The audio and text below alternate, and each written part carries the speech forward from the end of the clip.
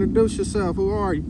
Hi, I'm Robert, and what we're out here today, checking out.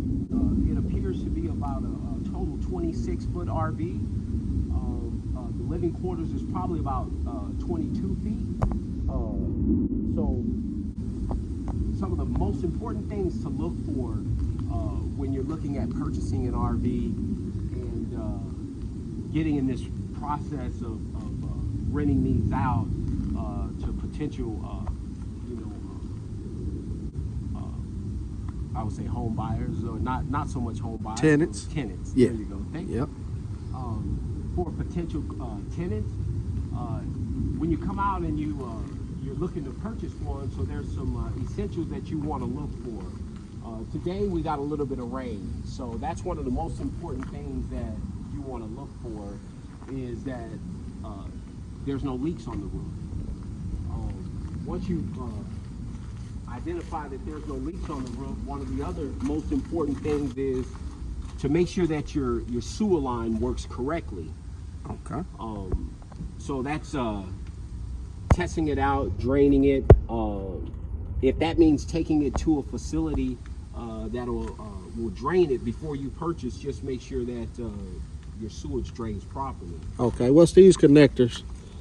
These connectors here, this right here is what powers into, say, like once you set up camp, or if it's at a residence.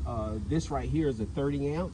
I can tell by the 3 prongs that's in there, it's a 30 amp. So it's your power source, man. That's the power source to the unit. So this is, some of the larger ones have 50 amps and they'll have a 4-prong cord, so that's your power unit. This is kind of nice. It's got the outside shower. You got your tank flush, and you got your connector to the city water. One of the other essentials that we look for when we're looking at an RV is inside. You want to make sure that your stove works. You want to make sure that the slide outs work. That this particular unit slide out is on that side, so you want to make sure that your slide outs work. Okay. You want to make sure that your stove works. You want to make sure that your refrigerator works. So those are some of the key things that you want to look for: leaks, slide outs, your sewer line, your stove, your refrigerator. If those things are in order, then pretty much if it's a used unit, all used units will, anything used will have something wrong with it. But those are some of the essential things that you want to make sure that works well. And also, you may want to try out your hot water heater. Some units run off of propane, some run off electrical, some run off both. So kind of turn that on and make sure that your hot water heater works as well.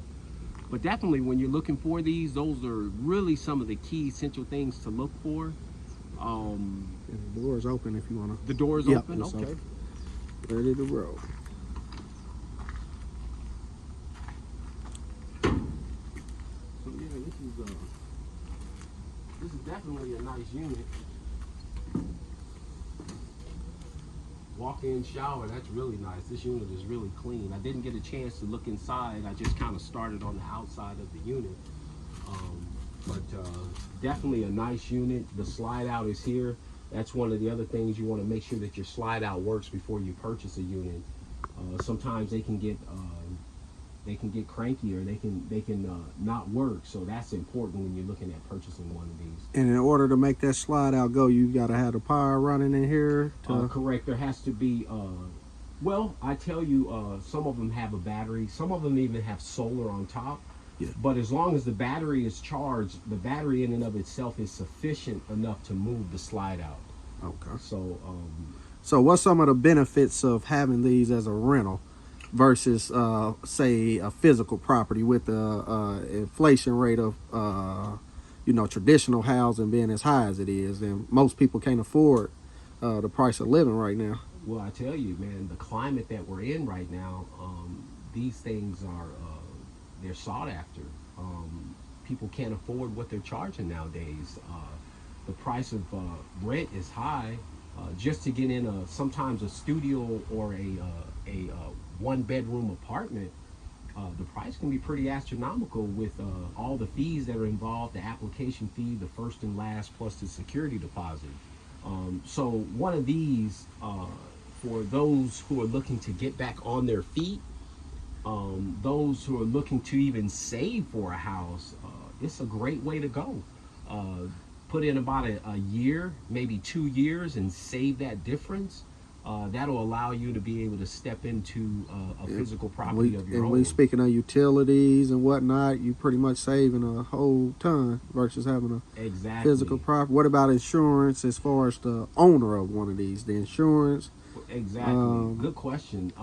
Insurance on one of these, I tell you, I got quite a few of them. The most I pay is about $19 a month, and that's it averages per unit of mine anywhere from $15 to $19 a month. So insurance on these is very reasonable. You know, it's you can't beat that. You know, the insurance on these, I mean, you can't beat it, and that's full coverage. And the maintenance, I'm sure it's not too much of a maintenance, like you said, if you got a decent year. Exactly. Okay. Exactly. So if the year on the model is pretty decent, you know, maintenance is very minimal. But the things that I just pointed out, those are the things that you want to look for to make sure you go into it correctly. Exactly. So that you don't have to worry about replacing or repairing some of those bigger ticket items that naturally come with these. So if as long as those things are in place, you'll do well. It's not too much. Everything else after that is just pretty much cosmetic. Okay. Yeah. And what about let's just say commercial places? A lot of like construction workers and stuff tend to be. Does this tend to be popular amongst like construction places? Yeah, traveling nurses. These are popular with. These are popular with construction sites and new builds as an additional source of income that if a person wanted to make. And just renting them out to the general public is an excellent source. Once again, considering the climate that we're in nationwide with the way that rents are going up, this is an excellent way for someone to save and get back on their feet. I mean, look at the quality of this. The marble that's on the countertops in these, the gas stove. Look at the quality of the cabinets. I mean, you can't beat it. You know, if you really want a place of comfort, and it offers quality for sure, and a place of comfort. So you can't beat it. I got quite a few tenants renting for me right now, and you know, they're paying anywhere from $650 to $900 a month, depending on the size of the unit and the year.